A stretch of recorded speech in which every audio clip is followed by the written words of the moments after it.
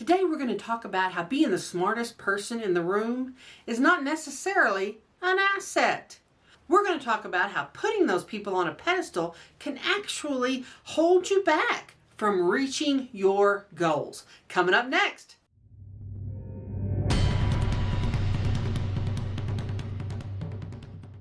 Hi everybody, my name is Dee Burks and this is Retirement Rescue, where we talk about how to make money, save money, and create a retirement from nothing. Well, this week especially, I heard several interviews and I read several articles about these intelligent people and how they're so far above everybody else. People like Elon Musk or Jeff Bezos. All these people who have created billions of dollars worth of personal wealth and how they're so much more intelligent than everybody else. Well, here's the problem with that. Number one, they're not more intelligent than everybody else. That's not what you're seeing there. We can convince ourselves that they're somehow better, smarter, more well-equipped. There's just something special about them that made them successful. And in doing so, we convince ourselves, well, there's no way for us to attain that because, we're not special. But really what you're seeing is the end result of them honing a particular skill set for decades. You're not seeing the beginning when they were poor, when they had nothing, how they had to stick to it. You're not seeing any of that. But these days, a lot of the media attributes that success to intelligence instead of what it truly is, which is determination and persistence. Let me tell you a story. A few years ago, I learned to fly fish. And those of you who love to fly fish, believe me, I get it. I love to fly fish. It's wonderful. It's very calming, and it's fabulous because you're really challenging yourself against the fish. And for those of you who consider yourself above average in intelligence, I have an MBA, my thought was, this will be easy. This will be fun. The fish will love what I'm doing because I'm so smart. Guess what? I am not smarter than a trout. Neither are you. None of us are smarter than a trout. It can be really easy to think when you go into something, I have an MBA, I should be able to do this. Trout don't care. Customers don't care. Other business people don't care. Your credentials, your education, your intelligence does not matter. Can you perform? That's what matters. Will you stick with it? That's what matters. But are you intelligent? No. I know a lot of you have heard that phrase, C students rule the world. They do.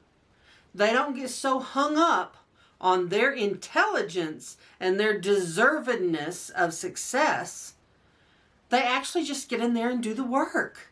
That's why it works.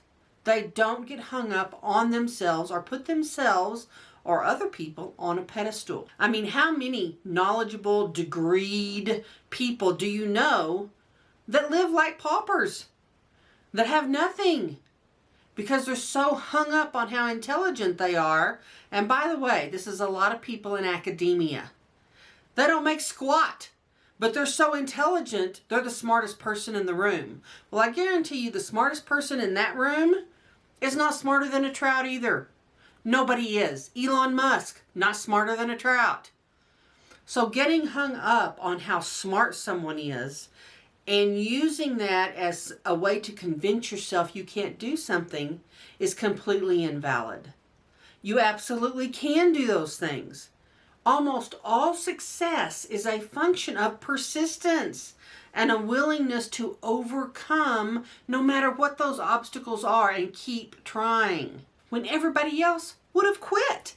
That is a much better measure of success. When we put other people, and even if they're friends or family members that we consider successful, when you put those people on a pedestal, you are basically giving yourself an excuse to quit.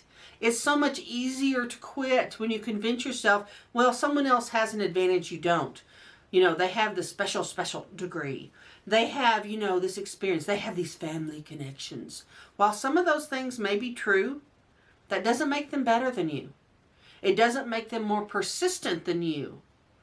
It doesn't make them willing to overcome and break through when other people won't.